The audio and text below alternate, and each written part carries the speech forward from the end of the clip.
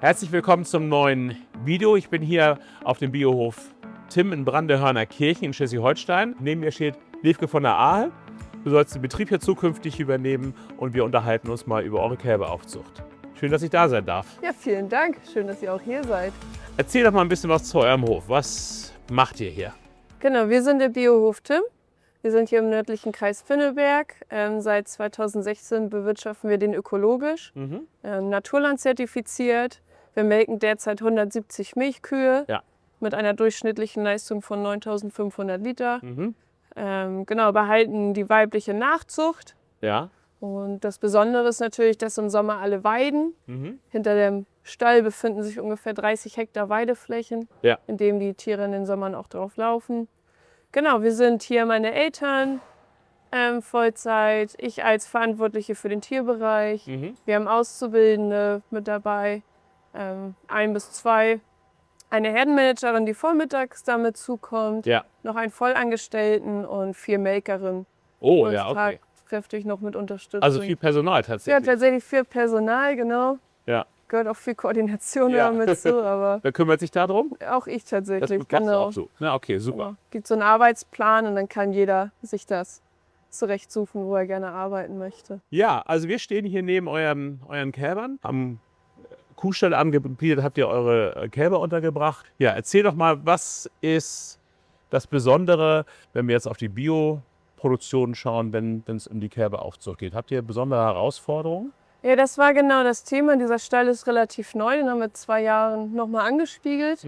Und da kam auch die Frage auf, wie wir den Kälberbereich gestalten wollen. Ja. Und weil wir im Ökobereich auch Platzanforderungen oder erhöhte Platzanforderungen erfüllen müssen, haben wir uns dazu entschlossen, oh hallo Rosa, genau, diese Iglus miteinander zu kombinieren und eine große Freifläche zu erschaffen. Und damit erfüllen wir jetzt auch wirklich sehr, also über das Maß hinaus, die Platzanforderungen je Tier hier. Ja, okay. Und wir haben vorher das mit Tränken gemacht und haben uns dann aber dazu entschieden, den Kalf-Expert von Holm und Laue einzusetzen, um auf automatische Fütterung umzustellen, weil es auch viel Zeit in Anspruch genommen hat, hier die Kälber immer zu füttern. Ja, okay. Und wir uns damit einfach Zeitersparnis und ein erhöhteres Tierwohl erhofft haben.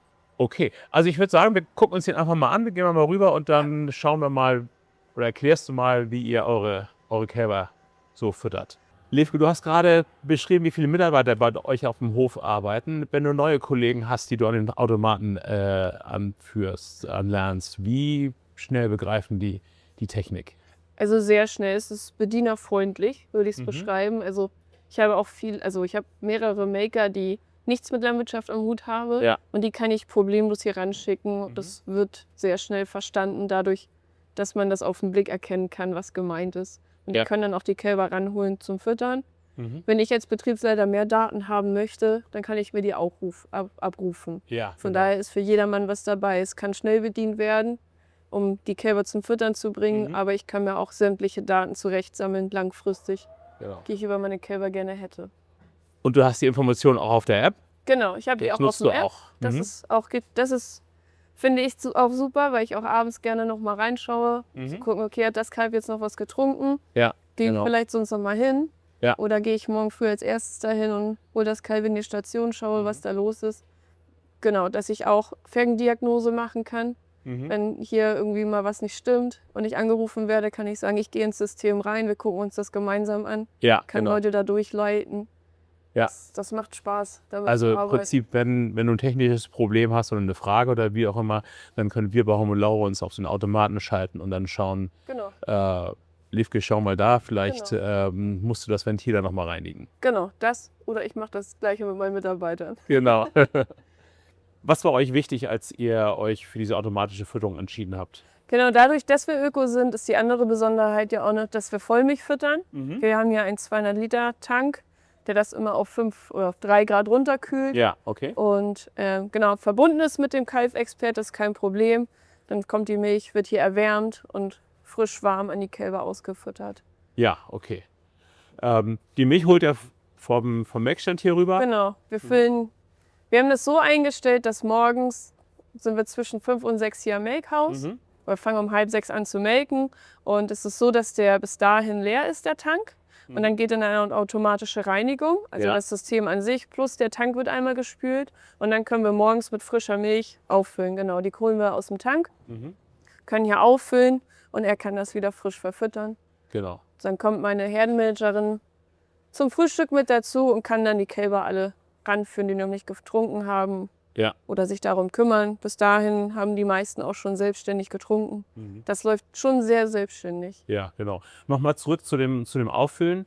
Der Automat sagt euch ja auch, wie viel Milch er für die nächste Zeit braucht. Genau.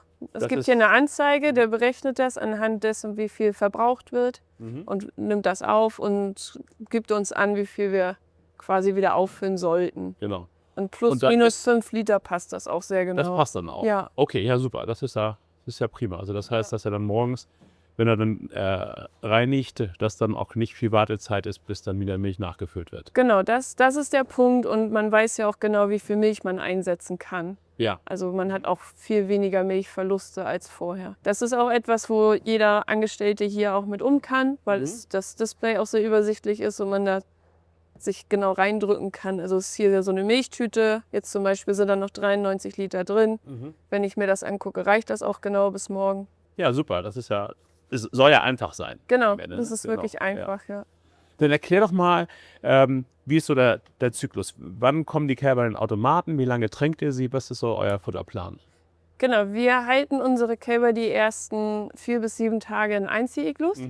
Zur besseren Kontrolle. Ja. Und je nachdem, wie fit die dann sind und wie gut die auch am Eimer trinken und auch konditioniert sind, kommen sie dann hier rüber. Wir haben 2 Gruppen. Wir haben hier die Gruppe von den Jüngeren.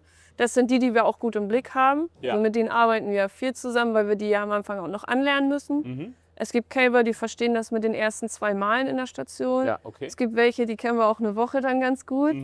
Aber durchweg verstehen die das schon alle. Ja, und irgendwann kommt der Punkt, wo man sagt, okay, jetzt muss ich mich nicht mehr um dich kümmern. Wenn die dann richtig gut sind oder richtig gut die Milch auch abholen und voll drin sind im Tränkeautomaten, dann kommen sie hier in die zweite Gruppe. Ja. Da haben wir auch schon mal welche mit 2 Wochen reingehütet bis 3 Monate oder 100 Tage haben die hier Milch. Okay. Ein bisschen länger ist auch vorgeschrieben. Und genau, das ist dann die große Herde.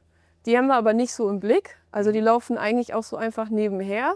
Wenn man im Automaten merkt, dass mal einer auffällig ist, dann schaut man danach. Ja, aber das ist wirklich eher selten der Fall. Also das ist so die Gruppe, da machst du dir nicht so wirklich Sorgen, genau. Du kümmerst dich mehr um die kleineren. Genau, wir gucken alle nur immer in diese Gruppe rein. Die sind da und die haben wir im Fokus. Genau. Und was sagtest du, 2 Wochen, 3 Wochen, bevor sie rübergehen? Oder wie? Ja, das machen wir auch wieder davon abhängig, wie gut sie trinken. Also wenn sie die volle Milchmenge nachher abholen, das konstant über 3, 4 Tage, dann dürfen sie die Gruppe wechseln. Ja. Oder die sind auch frech. Kälber sind ja frech und die schubsen sich dann doch mal aus dem Automaten raus. Und wenn die das zu viel machen und die anderen da nicht mehr rankommen, dann fliegen sie quasi auch raus. Genau. Ja. Von der Grundschule in die weiterführende Schule ist das hier quasi. Ja, genau, so machen wir das hier. Und nochmal zum Anlernen. Viele Betriebe halten die Kälber länger in den Einzelboxen und gehen dann in die Gruppe erst rüber.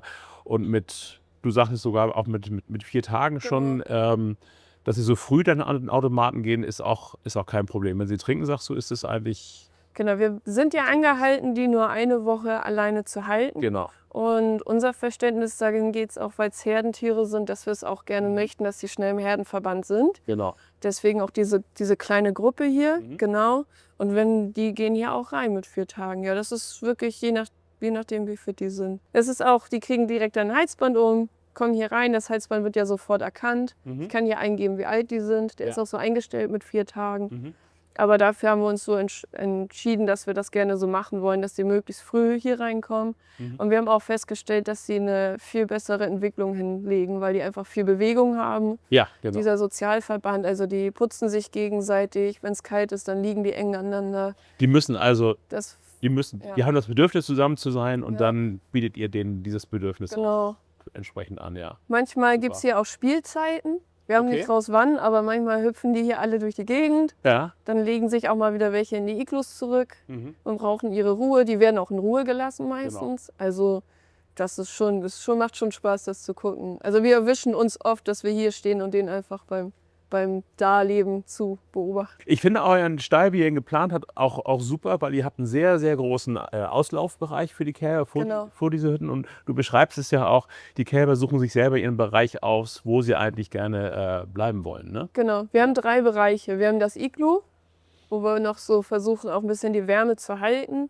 Davor hier einfach einen eingestreuten Strohbereich und hier vorne eine Freifläche, um das einfach auch ein bisschen zu trennen und den Kälbern quasi selber bestimmte Räume vorzugeben. Ja, okay. Ja, hier vorne bekommen sie noch Heu mit dazu. Das wird auch gut angenommen. Uns ist auch aufgefallen, dass die schnell anfangen zu wiederkauen. Man sieht das hier vorne ja auch. Ja, genau. Der ist gute 16 Tage alt, das Kalb, und am Wiederkauen. Ja, genau. Das ist ein schönes Bild. Also ihr füttert Vollmilch, ihr füttert Heu. Genau. Eine Kraftfuttermischung oder was kriegen die sonst noch? Nee, das kommt zukünftig noch mit dazu. Da okay. trauen wir uns demnächst dran. Ja, okay. Also erstmal nur Heu und Milch, das ist eigentlich das, was ihr macht. Genau. Gut. Nochmals ein paar Worte zum Tränkeautomaten. Du hast ja schon gesagt, ihr habt viele Leute hier auf dem Hof. Wer kümmert sich in erster Linie um den Automaten, oder ist es auch irgendwie jeder, der irgendwie Zeit hat? Nee, primär bin ich da am meisten involviert und meine Herdenmanagerin, die noch mit dazu kommt.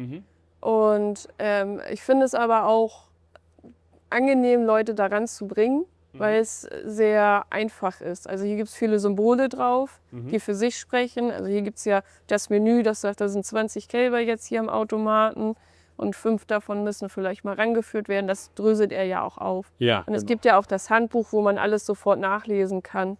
Und wir haben auch das ganze letzte Jahr festgestellt, wenn wir eine Frage haben, dann kann man sich da super durchlesen. Also also das ist quasi die Bedienungsanleitung direkt integriert. Genau, quasi, ne? Also man kann sich da super schnell reindenken. Man muss sich konzentrieren, wenn man die Texte liest. Die sind komprimiert, aber es ist für jedermann verständlich. Und so kann ich das mit gutem Gewissen auch mal ein Wochenende frei machen. Und alle anderen kriegen das auch sicher hin. Ja, prima, sehr gut. Das ist sehr schön, ja. Das ist uns aufgefallen, dass die Bedienung davon einfach ein Selbstgänger ist. Ja, das ist doch toll. Prima. Und auch es ist ja auch der Service ist auch ziemlich schnell erreichbar, falls man doch mal was hat, wo man sich unsicher ist. Klar, das ist ein wichtiger Punkt. Genau. Das Gerät, du verlässt dich 24/7 auf den Automaten und dann brauchst du eine Unterstützung, ne? Ja, genau. Wenn dann irgendwas sein sollte. Ja, gibt ja auch technische Dinge, wo man dann doch an seine Grenzen kommt, aber das war bis jetzt immer nur wieder gelöst. Wenn die Tiere dann abgesetzt sind, 100 Tage hast du gesagt, fütterst du. Das ist natürlich auch eine lange Zeit.